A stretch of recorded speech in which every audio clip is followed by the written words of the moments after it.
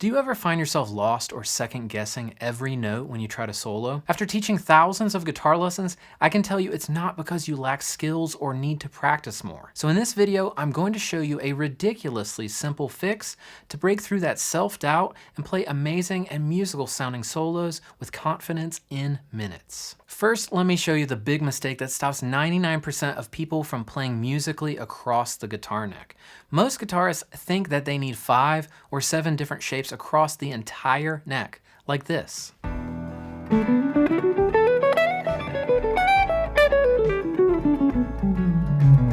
This is overwhelming, and it causes many of us to jump around the fretboard, making it impossible to connect any musical sounding ideas, really leaving us searching to fill the music with more, but never quite finding the sounds we hear in our head. The good news is that you can actually make some great music with some much simpler tools that I'll show you in this video, and they require much less thinking. So for today's exercise, we'll be playing over this classic progression in E minor. That's E minor 7 to A dominant 7. You can find this, what I call a non-resolving 2-5 progression, in many songs, including Pink Floyd, Neil Young, Herbie Hancock, and even Carlos Santana. Right, so you can play that E minor 7 down here in the low position, or you can play the E minor to A7 up here in the higher position. My preference for playing the minor pentatonic over almost anything is always going to be the diagonal pentatonic. We'll play it in E minor here, starting at the 12th fret. So that's going to be 12, 14 on the D string, that's D, E, and 12, 14, and 16 on the G. And so we can go ahead and include the blue note as well, which gives the scale that extra flavor that we really want when playing in almost any style.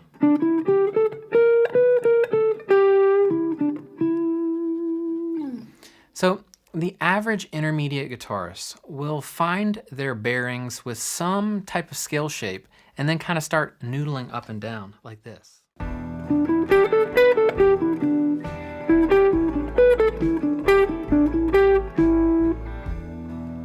This sounds aimless. So instead, make sure that you take time to get centered in the groove first. So we want to count out loud and understand where the quarters, the 8ths, the triplets, and the 16ths live inside the groove.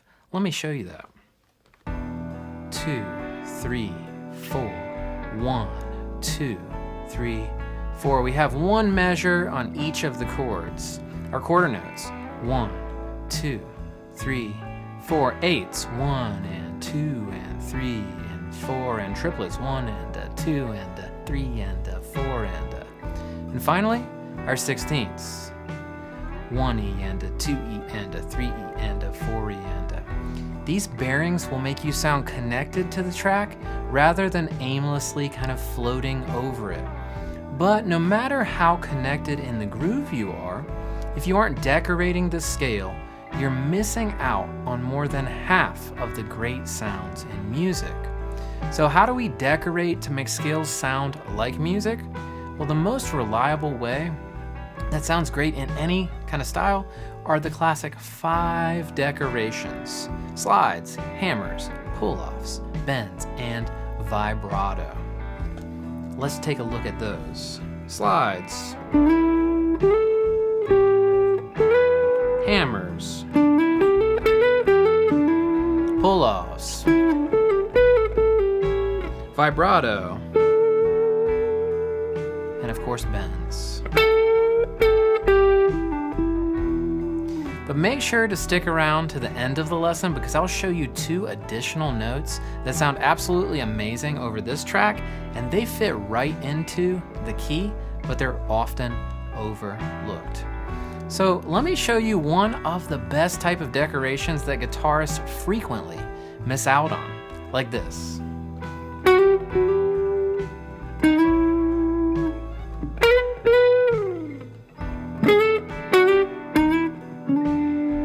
So I can start a lick from a half step below any note inside of my scale. So you just slide into the correct note, and it gives that note some real extra nice decoration.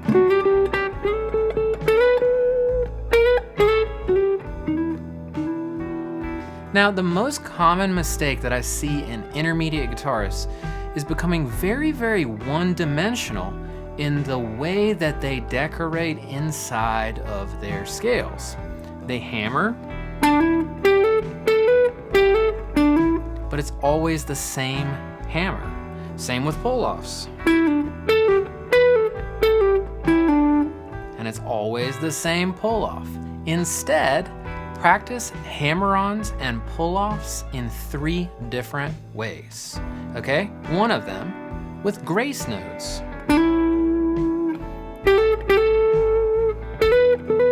My hammers with grace notes. That's my pull-off with grace notes. So really, the start of the hammer or pull-off, that comes before the beat. Then you want to do these with quarter notes, like this. 3, 4, 1, hammer, 3, hammer. So you're hammering right on those quarters. Same with pull-offs.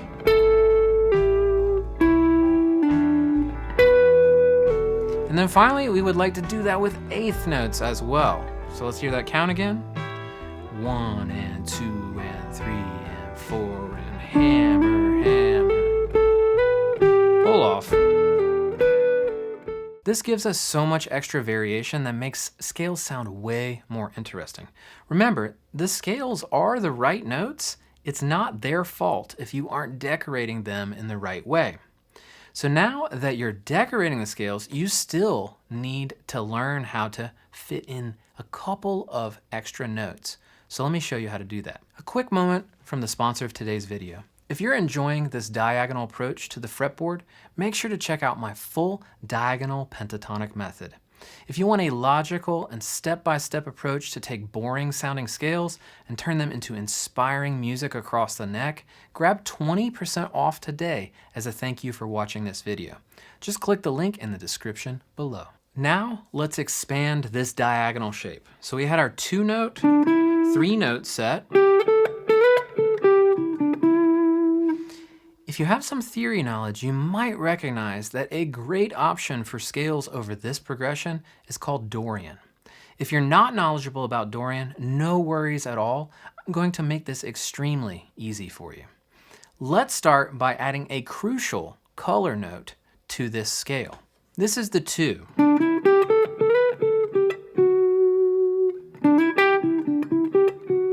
And it's just 1/2 step below that 3-note set. This note works great on both chords, and you can land on it anytime that you want, just like this.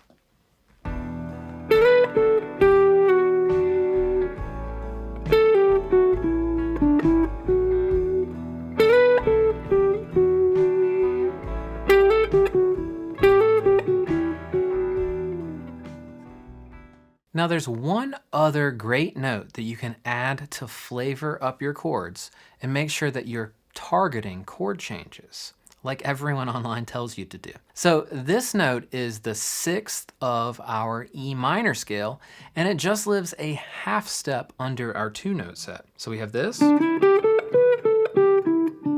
It's gonna live right here. Now, the best use of this note is waiting for that second chord, the A7, to come around.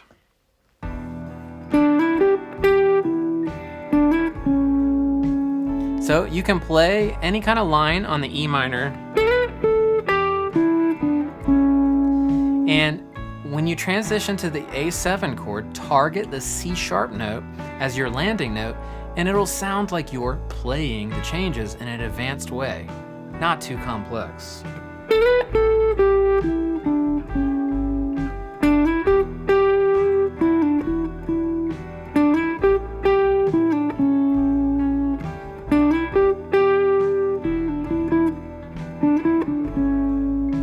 Now the absolute best part about this diagonal approach is that you can literally play it anywhere on the guitar neck. It is copy and pastable, unlike the classic box patterns, kind of like this.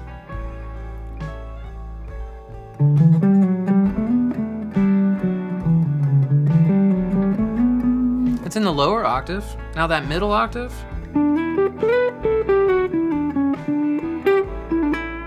and how about on the thinnest two strings?